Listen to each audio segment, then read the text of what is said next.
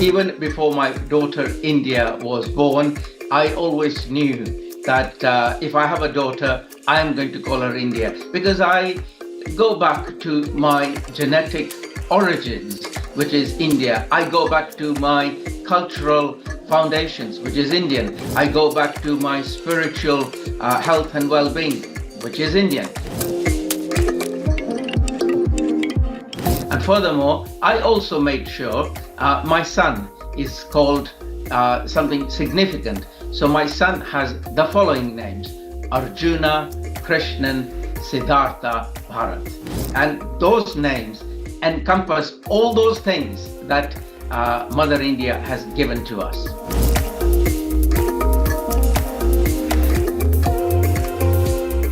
It's an incredible story of a journey from Kenya to the UK, but also the fact that there's an Indian connection to the story. This is the first Indian origin mayor of the city of Bath joining me on this show to speak of his journey and this incredible achievement. Councillor Professor Bharat Pankhania, thank you so much for joining me here on India Today Global.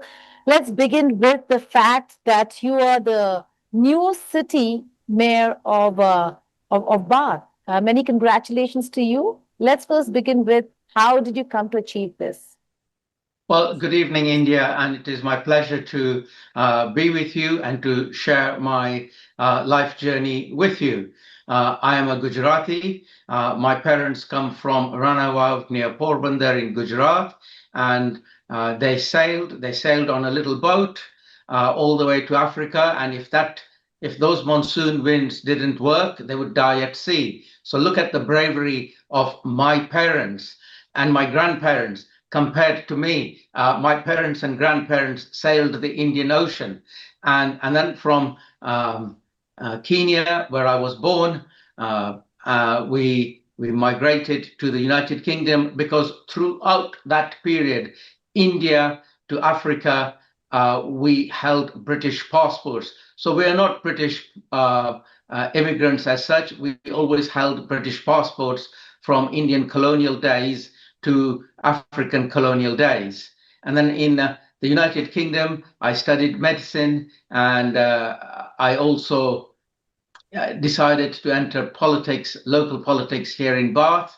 And the people of Bath, most importantly and most incredibly, the people of Bath appreciate their son, their brother, their fellow citizen, and they appreciate me so much that the people of Bath have given me this great honor to be their first ever Indian mayor of the beautiful city of Bath, a World Heritage city, just like Ahmedabad in Gujarat is also a World Heritage city.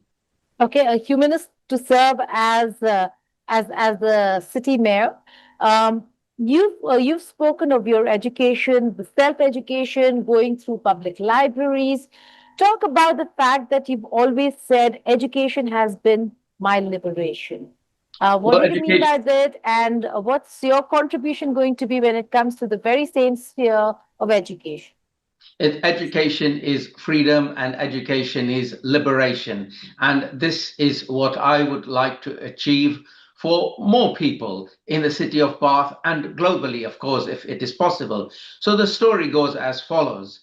We, as recent immigrants in the United Kingdom, were not encouraged and empowered and pushed to achieve any qualifications. And I knew as a young 15, 16-year-old boy that if I didn't achieve any qualifications, I would be doomed. I would be doomed to working in a factory somewhere without prospects, without good prospects for life. So what did I do? I taught myself. I knew that I had to teach myself. I used to sneak into university libraries, borrow as many books as I possibly could, and line by line, paragraph by paragraph, chapter by chapter, book by book, at the age of 15, 16, I taught myself. And having taught myself, which, in India, we call it matriculation exams. So I passed all of those, and then I did my higher exams, what we call A levels in the United Kingdom. And then I applied to, of all things, which has never been done in my family. I was the first ever Pankhania doctor in the world. I said, I will try. And I went to medical school and I qualified as a doctor. And thereafter, as a doctor, I've also had a very good journey in that I went to do many, many things as a doctor. And I've finally ended up teaching the next generation of doctors to be at the University of Exeter. Okay. Interestingly, you've not forgotten where you come from or where your family came from, and that's India. You're from Gujarat, and your daughter is named after this very country where I sit today, India. Absolutely, you're so right. And it's very, very important. So even before my daughter India was born, I always knew that if I have a daughter, I am going to call her India because I go back to my genetic origins, which is India. I go back to my cultural foundations, which is Indian. I go back to my spiritual health and well-being, which is Indian. Everything about me is Indian, but I'm also British, and I'm proud to be both British and Indian. And of course, as a result, it was a no-brainer to call my daughter India after her father Bharat, and also to have that link with where does Bharat, her father, come from. And furthermore, I also made sure my son is called something significant. So my son has the following names: Arjuna, Krishnan, Siddhartha, Bharat. And those names encompass all those things that Mother India has given to us. So that's the name of your son, Arjuna, Krishna, It is correct. or sons? Yeah, Arjuna, Krishnan, Siddhartha. Oh, lovely. Thank you. Do they imbibe the entire idea that you basically have named them for, the idea of India being Indian, so on and so forth? Oh, absolutely. And I forgot to tell you, my daughter is called India, Lakshmi, Victoria. And the three names I gave her are, India, as I explained, Lakshmi, as you will understand. A daughter is often our Lakshmi, our wealth, our supreme wealth. So that is my Lakshmi. And the Victoria is because of Queen Victoria, who reigned over India during the era when my grandparents were in India. That is also a link with my daughter now, where I am now, where she's been born in the United Kingdom, and here we are. So daughter's full name is India Lakshmi Victoria Pankhania. Okay. Coming back to your own journey, this is a ceremonial position. So, what is it that a mayor can really do? What's the remit of your responsibilities, and what can you really deliver when it comes to the city? Excellent. So, in fact, this is a beautiful position to be in. The beautiful bit is I have no executive powers, but I have enormous, and I said at the beginning, I have enormous love from the people of Bath, and that's why they made me their mayor. They truly love their Bharat Pai, as I say to them. They really do. And that soft power can be used for a lot of good. So already I have started that ball rolling about making education more available to more people who may just miss out for whatever reason. So I'm meeting with, and not only am I meeting with, they want to meet with me. So we have two wonderful world-class universities in Bath, Bath University and Bath Spa University. So I'm meeting with the heads of the universities of Bath and Bath Spa, together with several other further education colleges, as well as headmasters and head teachers from secondary and primary schools and other places. They all want to meet, and I want to meet them. We're all going to meet, and we're going to have this one question answered. How do we help people who are afraid of the word university? further education, and are sort of failing in education for whatever reason. The great and the good of the city of Bath are going to get together, and we're going to see what we can do. And I'm very proud to have ignited that spark of let us do something, because I am that man. Without education, I wouldn't be talking to you right now. Without that empowerment, I wouldn't be here. And I want more people to have what I'm so lucky to have achieved. Right. Now, coming to various issues that we see people in the United Kingdom grappling with. One such issue is the issue of grooming gangs. Huge concern, matter of debate in the UK when it comes to the Parliament, as also the society.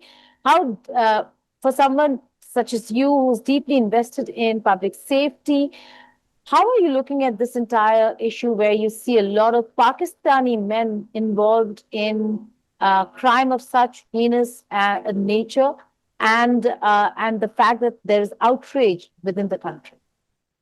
Well, look, my answer is as follows.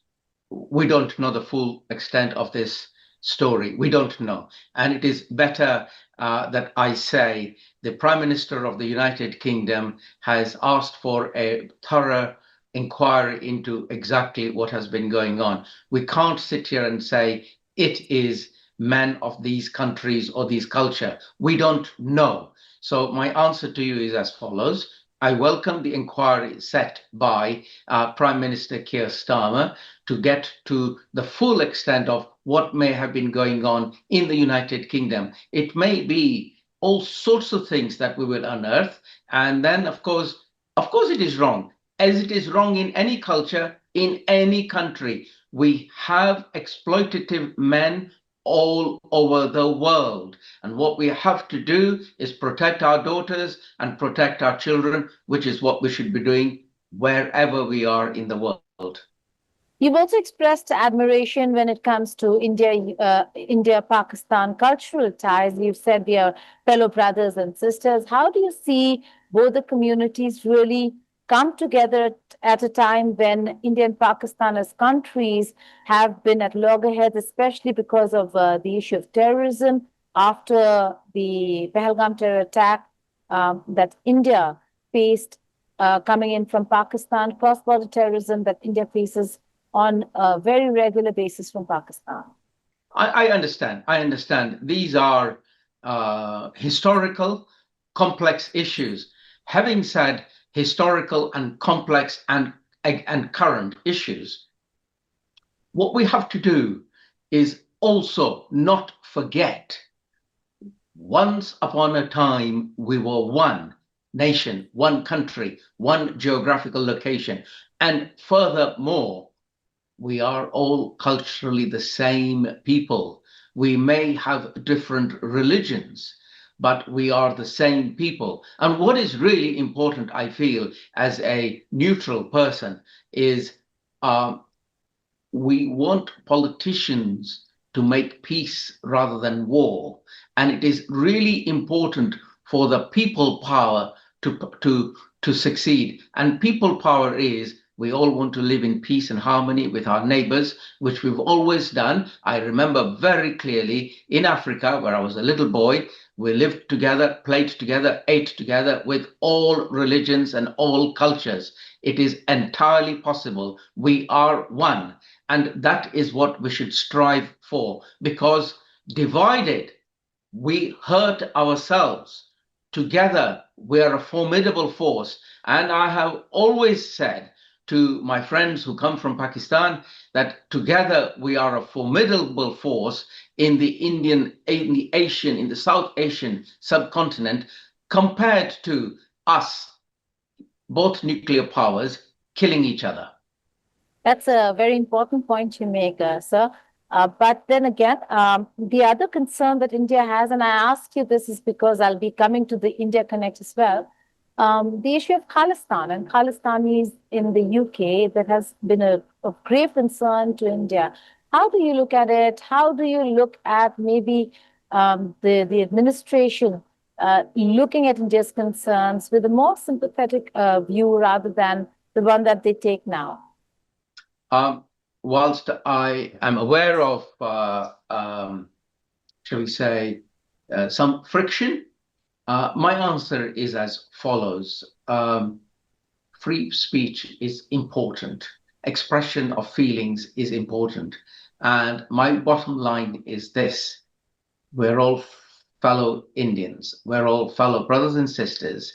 And as I said to you a few seconds ago, together we are strong. Divided, we are poorer.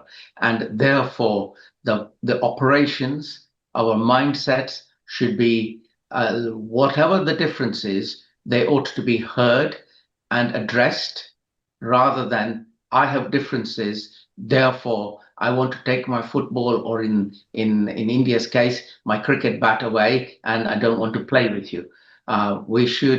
We are one, we should remain one. Okay. For somebody who has a major India connect, do you have family still in India? Do you travel to India? Of course we do. I was only there in India celebrating Christmas with my family in 2024. We have connections. Of course, my parents have now passed away, but we make new friends in India, and we have old relatives and connections in India. But I value both. I value the new friends I make in India, and it is a great privilege to always come to India, relax with fellow Indians, meet them and make new friends. And of course, in the Gujarat region, Porbandar, Ranawal, we still have existing old relatives and family connections. All right. And before I let you go, do you speak Gujarati, Hindi, any of the Indian languages? Of course, હું ગુજરાતી બોલું છું. કેમ ના બોલે? અમે Gujarati first class બોલી શકીએ છીએ અને સમજીએ છીએ અને અમે ગુજરાતી છે. Okay. Any message to Prime Minister Modi in Gujarati? Namaste, Mr. Modi. Okay. On that note, Councillor Bharat Pankhania, thank you so much for joining us here on India Today Global. Indeed a pleasure. And many congratulations. You're welcome. Thank you.